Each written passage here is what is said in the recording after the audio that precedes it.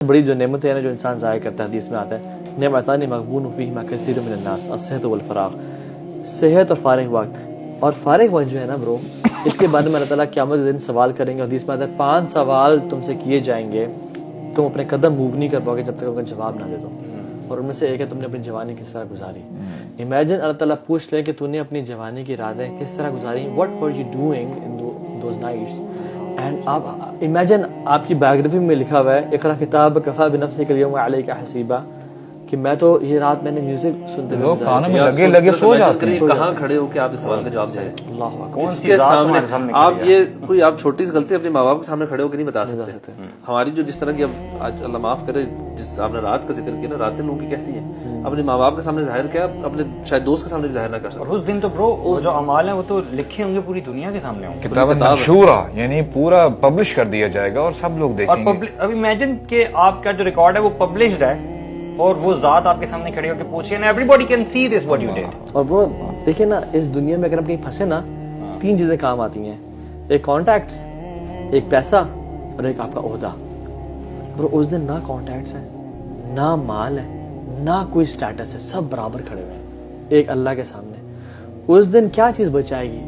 کیا if we can just imagine the day of judgement نا bro, بہت شدید دن ہوگا برو، بہت شدید.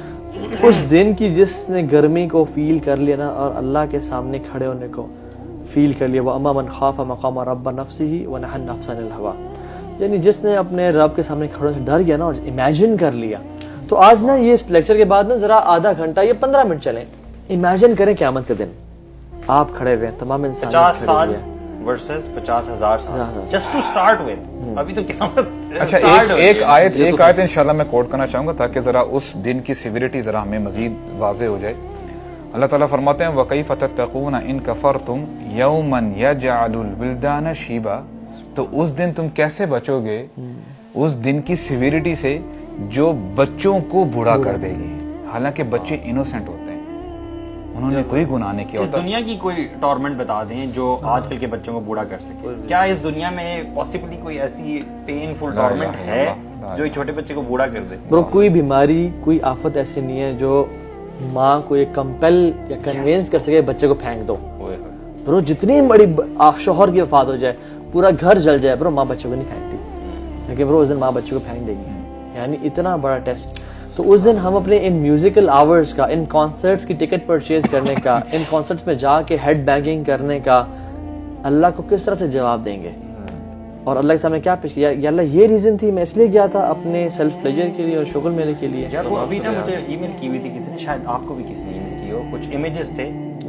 وہ کوئی ایکسیڈنٹ ہوا ہے ریسنٹلی سعودی عربیہ کے ہائی وے پہ.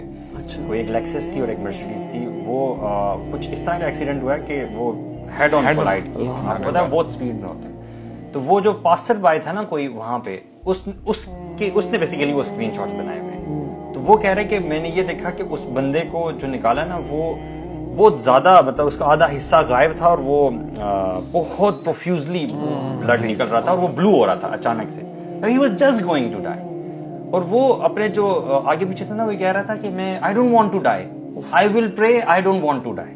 اس سے لوگ یہ کہہ رہے تھے کہ تم کلمہ پڑھو، اور وہ یہ کہہ رہا تھا کہ میں مرنا نہیں چاہتا، میں واللہ میں نماز پڑھوں گا اور میں اچھا، یعنی اب میں ریپینٹ کروں. اللہ. This was his words, man.